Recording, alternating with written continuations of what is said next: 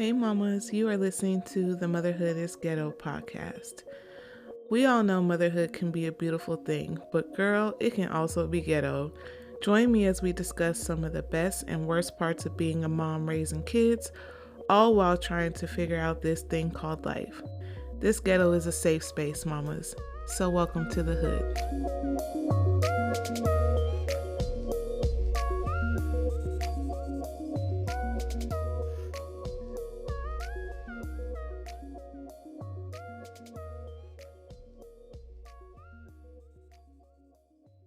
Hey mamas, welcome back to another episode of Motherhood is Ghetto.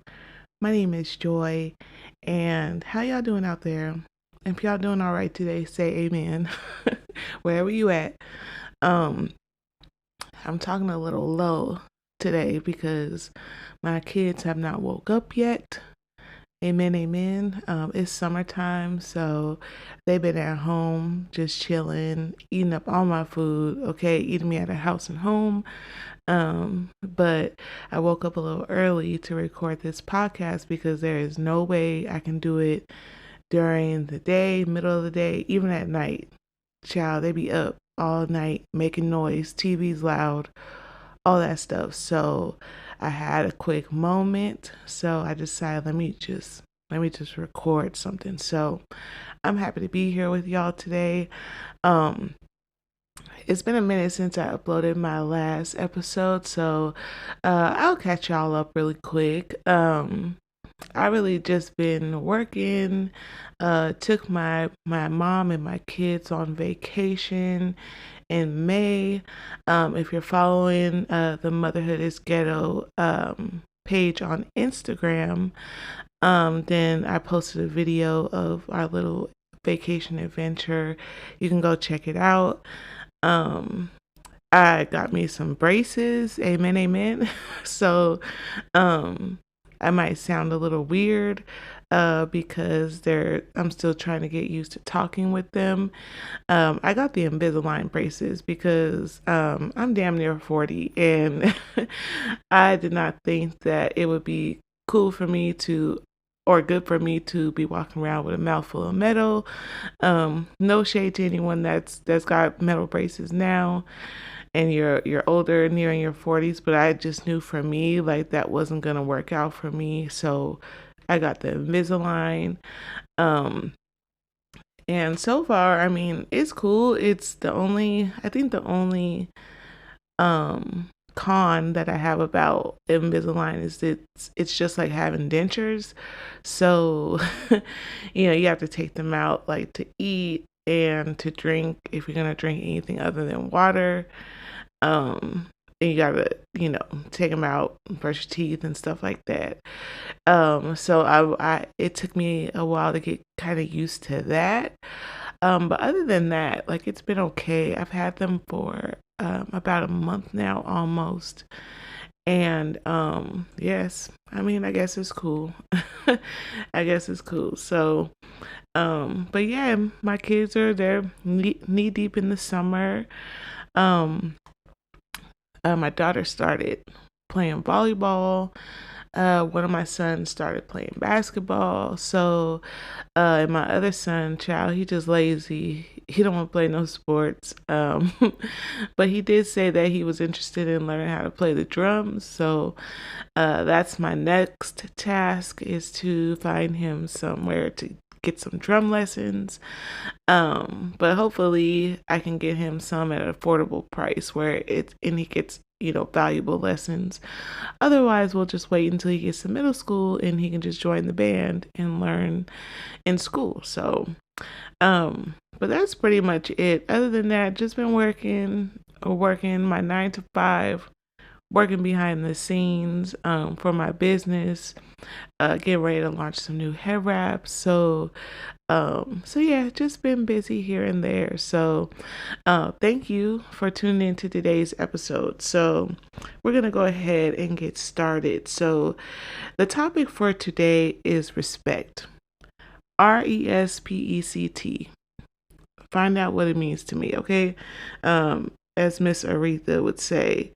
So we're going to be talking a little bit about respect and more so how do you teach your children to respect themselves and how to identify when they're being disrespected? So them being able to identify when someone is disrespecting them. And I wanted to bring this up because I had a little scenario happen that I'm going to share with you guys, and I would love your feedback, your input on it, on the way that I handled it. So I do random phone checks for my kids, right? So I check their phones, I go through their text messages, I look at the pictures, I go through their website history, all that stuff. I do have parental controls on all my kids' phones. So they are restricted in the type of content they can view and listen to. But I still do the checks, the random checks, just to make sure everything's on the up and up.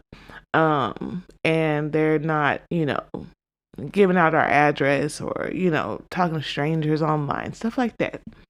So one day I was going through my daughter's text messages, and there's this boy from school that she has a crush on him. He has a crush on her. She's 12 years old, and she's beautiful. So I know that boys are gonna like her, and I know she's gonna like boys. That's fine. When I was 12, I liked a boy too. So it's totally fine. I don't feel like I'm one of those mothers that's like, you can't date until you're 30. Like, she's at school, she's around boys, like she's hitting puberty. Like, it's okay. So I'm going through her text messages with this boy, this back and forth, and I can tell like they're friends, but I notice on some of the messages that the boy kind of talks to her out of pocket. And when I saw it, I immediately was like, why does she let him talk to her like that? And so as I'm reading and I keep going up, the text message and up the conversation, I saw on one occasion he called her the B word. Not beautiful, but bitch. And my mouth was just agape. I was like, what is this little boy's problem? First of all. Second of all, who does he think he's talking to? So when I saw that, my first mind and my first inclination was to tell her, like, you can't be friends with him no more. I was going to delete his number, block it, so that way he couldn't even communicate with her, and she wouldn't be able to, because she don't remember phone numbers, child. The only number she remembered is mine. So I was going to delete the number, I was going to block it, and let her know, like, yeah, y'all can't be friends no more. Like, fuck that. Like, he don't know how to talk to you. But then I was like, Joy, relax. I can't choose her friends for her. Like, I can't force that on her. Like, I can't tell her who she can and can't talk to. Like, well, in a sense that I can. Like, if it was a grown man she was talking to, then hell yeah. Like, no, you can't talk to this motherfucker. Like, what are you doing? But I understand this is a boy at school. This is a classmate. This is someone her age. And I get that. And some of the other messages I've seen where they talk to each other and they kind of lean on each other for support, because he's the boy, from what I understand, his parents are split up, so he goes back and forth in between the homes. But I think it's like kind of a weird relationship that the parents have, so he's kind of affected by it. He gets lonely sometimes, doesn't have anyone to talk to, so he leans on Genesis for that. And then Genesis will in turn lean on him when she's feeling sad about her dad or something like that. And they kind of connect in that way and help each other. So I did notice that too in the text messages. So I sat back and I thought about it for a little bit. And I thought to myself, well, I'm not going to tell her not to be friends with this boy, because I don't want to be that parent that's just like, choosing their friends. And I feel like my daughter is old enough and she has enough sense to be able to choose the people she wants in her life, or, that she's able to discern, people's intentions and their actions and stuff. I hold my daughter up to that high regard, and I want her to recognize on her own when someone is not good for her, or someone is like, you have to let that person go because they're not, adding any value to your life or to the friendship. So I waited until I was doing this while she was in soccer practice, child. Okay. Like I was going through her phone, like all that stuff while I was sitting there in my little soccer mom chair, like while she was in practice. So after practice on the way home, I brought it up and I was like, hey, I was going through your text messages and I saw that, this young man, like, he been calling you a bitch. Like, and so I had to ask my daughter, I was like, how is that? Like, are you cool with that? Because I felt like that was important for me to ask her too. Because in her mind, if she feels like that's okay, I need to figure out why she feels like that's okay for someone to call her that or to talk to her like that. And it wasn't even really the B word. Like, the B word is what triggered me, but also too, like I said, like in other text messages, he's talking to her kind of rude, and so I'm asking her, like, like, why does he speak to you like that? Like, why do you allow him to speak to you like that? So I'm gonna pause there for a moment. I'll tell you guys how the story ended. But going back to the question, like, how do you teach your kids to respect themselves? And how do you teach them to recognize when they're being disrespected? Because maybe in my eyes she was being disrespected, but if she doesn't see it that way, then I need to know how she sees herself. You know what I'm saying? Like, and I think that that's really important. So one of the things, I wrote down some ideas of what I think, and what I've done to teach my children, um, how to respect themselves and how to identify when folks are disrespecting them. And I think the number one thing is that they have to believe that they're worthy of respect.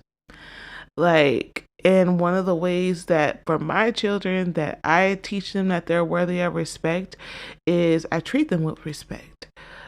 Just because I'm their parent, just because I gave them life and I suffered through hours of labor, it doesn't give me a right to disrespect my children. So when I talk to my children, I say please, I say thank you. I tell them I appreciate their help, like if they're helping me. I use their name or their little nicknames, like I don't call them out of their name or call them stupid or dumb or, like I treat them with respect. And even at the times that I'm mad, like I may throw a cuss word in there here or there, but I don't cuss at them. I don't say like you motherfucker, like motherfucker, would you I don't do that type of stuff. Um so I feel like that's important for them, for us as adults, to talk to our children with respect, because then they'll know what respect is, and that, even though I'm at this young age, I'm worthy of respect. If my mom respects me, then I should expect that respect from other adults like my mom. And of course, in a perfect world, yeah, but in today's world and society, adults can be disrespectful to man, woman, child. Like, it really don't matter to some adults, but to me, it does matter. And the words that I speak out of my mouth matter. So I put that down as, I wrote down notes and I put that down as the number one thing. They have to believe they're worthy of respect. Like, and I was telling my daughter, I was like, you've been through way too much. At this time, it was about 2 months ago. So at this time it was 6 months. I told her, you've been through way too much in the last 6 months for you to allow someone to talk to you like that. For what you've gone through in the last 6 months is worthy of respect from anybody. And you have to know that aside from you being my daughter and aside from you being your dad's daughter, you're worthy of that respect. You've gone through way too much. So and speaking like that to my daughter, and it's the truth, like that came from my heart. I feel like all my kids have been through way too much to be handled in a manner that is not the way that I would handle them. You know what I'm saying? So I wanted my daughter to know that and that she's special, and it's not just because like she's my daughter. Like no, like you're here for a reason. Like your life is important too, and you're important too. So people shouldn't talk to you any way that they see fit. But let me go on.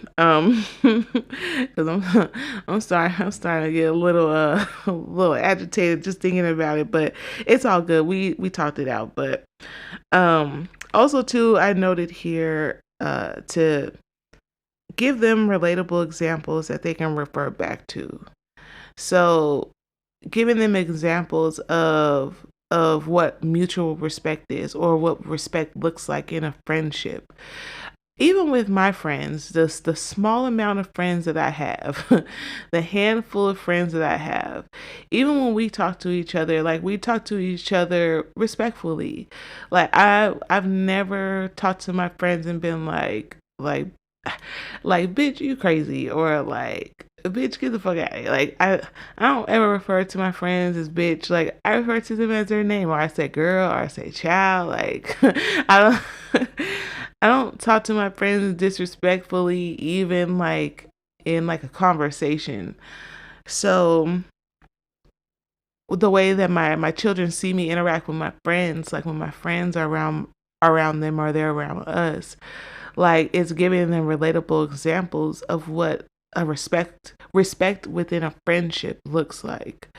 So I think that's important too, especially the relationships we plan to expose our children to.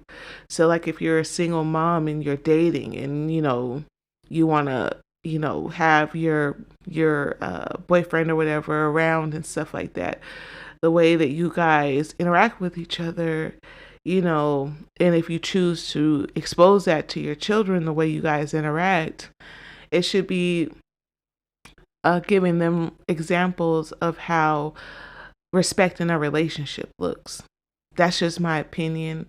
And yeah, that would be my hope, if I ever went down that road, like, and, I started dating, and if I decided like I wanted to bring my boyfriend around my kids, like I will be damned if that person disrespects me in front of my kids. Because that'll just be the end of that, because I don't want to expose my kids to that and make them believe or think that that's something that's supposed to go on in a relationship. Disrespect. Does it happen? Yeah, it does. You know what I'm saying? Like in the heat of arguments, like you may say something, the other person may, like, all well and good, cool. But I'm just talking about like, blatant disrespect, everyday disrespect, like disrespectful just because you don't got no sense. Like that's not something I don't think I would ever expose my kids to. Um, and then I noted here too that if we show, as parents and as mothers, if we show our children respect, then they'll know how it feels to be respected and be able to identify when they are being disrespected. So I feel like when we show our children respect, there's a feeling that generates. It may not be an outwardly noticeable feeling, but it's a feeling inside that they get used to and that generates. I'll give you guys a perfect example. So, um, when my son does something for me, if I tell him like to go take out the trash, or I ask him to go downstairs and get something for me or hand me something, if I don't say thank you, son, after he does it, he looks at me crazy, y'all. He's like, aren't you gonna say something? And I said, thank you, son. Like, I appreciate you, boy. That's what I'm talking about. So when you respect your children and show them respect, they get used to that respect. They know what that respect is. And they know, like, okay, when I do something for my mom, like, she appreciates, and she's gonna show me that appreciation through her respect for me. But when I don't say it, my son's like, hold on, wait a minute, I just did something for you. Like, you always usually say thank you. Like, what's going on? So my kids know how to recognize, like, they have that feeling, so where they're feeling like they're disrespected, or someone's not showing them respect or gratitude for the things that they do, they call it out. So that's why it was important for me to get to the bottom of why my daughter may have felt like it was okay for someone to talk to her like that, because I don't talk to her like that, and no other adult that I ever have her around talks to her like that, or any other children. So I was curious to know, like, why she would allow him to talk to her like that. So now, back to the story. So we're talking in the car, and I ask her, like, does it make you feel good when he talks to you like that or calls you a bitch? And she's like, no. And I said, well, I'll tell you this. I told her, I was like, I'm not going to tell you not to stop being friends with this boy. I'm not going to do that. But what I am going to tell you is that if the way he talks to you doesn't make you feel good, then you need to speak up and say something. You need to say, hey, we're friends. Like, I like you, but you need to talk to me with respect. My name is Genesis, not nothing else. So if you can't call me by my name, then we don't need to be friends. And that's what I told her, or suggested to her, that she should tell her friend. I told her to have a conversation with your friend and let him know, like, hey, like, I'm cool with us being friends, like, but you got to stop talking to me like that. I don't talk to you like that, so don't talk to me like that. And I told her that if he can't understand that or accept that, and he continues to talk to you the way he talks to you, then that's not your friend. You have to be able to recognize if someone can't respect what you're asking them to do, and it's not something like you're not asking them to jump off a cliff. Like, you're asking a very simple ask. Like, you want him to call you by your name and not nothing else, and talk to you respectfully, without being mean or anything like that. If he can't do that for you, then you need to let him know we can't be friends no more. So I asked her, I said, do you think you could do that? And she said, yeah, I could do that. And I said, okay, because I'm not in the business of telling you who you can't be friends with. And I don't want to do that. Because like I said, like, I'm not, I mean, I've seen other text messages where they conversate and they communicate just fine. So, I felt like that was important. So since then, I still do my phone checks and stuff, and I've been looking through her text messages, and I see that he's been talking he's been talking to her properly. I haven't seen any instances where he's called her out of her name or talked to her rude, looking at the text messages. So I think we're good. I think we're on the right track. But and I check in with my daughter too. I'm like, hey, what's going on? What's up? What's up with your friend? Like, what's going, anything I need to know? Like, and she seems pretty cool. So, but yeah, I just wanted to bring that up and kind of get some feedback. Like, do y'all think I handled that right? Like, even though, like, I'm confident that, I handled it the way that it should have been handled. I just want to get you guys' opinion on maybe like what you would do in that situation if you saw that another child was disrespecting your child. And I know also too, like even as mothers, like even when it happens like in real time, like say you're at the park and someone's calling your child a name, like you'll go up to that child and be like, hey, like watch your tone with my kid. Like we all here to have fun, whoop de whoop, but watch how you talk to my kid. And at that time I didn't have the other kid at first. In addition, before like my first thought, like I was gonna delete the number and I was gonna block it, but then I was gonna send a little boy a text message and be like, yeah, this is Genesis' mom. Like I seen how you was talking to my daughter. I do not like that. Like I don't feel like you should be talking to her like that. So at this time I'm gonna be deleting and blocking your number from her phone. Like I had this whole spiel. Like I was like, but that's not appropriate either. I should not be texting another kid, another woman's child. Amen. And telling him about himself. Like that's for his parents to do. I can only control my child, basically is what I'm trying to say. And I'm gonna do whatever I need to do to make sure that my daughter is in check. So I can't control anyone else's kids. So I didn't do that. But yeah, sometimes it happens in real time, like where you may have to go up to a kid and be like, hey, like knock that off. And luckily I haven't had to do anything like that. But it happens. That happens too. So I would love your input and your feedback on this episode, and kind of let me know how you guys teach your kids, to have respect for themselves, and how to identify when someone is disrespecting them. So you can, when I post this clip on Instagram, you can leave me a comment on Instagram if you're following the page at motherhood_ghetto. You can leave a comment there. I think when I post this episode, I'm gonna post a question box where you can interact and put your responses. So I'm going to do that too. Or you can DM me on Instagram too, if you want to DM me your thoughts and your input on this topic. I would so much appreciate it. But thank you guys for tuning in to today's episode. If you enjoyed it or find it helpful, please like it, share it with anyone who you may think also would find it helpful. Don't forget to follow the channel wherever you listen to your podcast. Don't forget to give a review, leave me a review, comment, and yeah, that's it for today.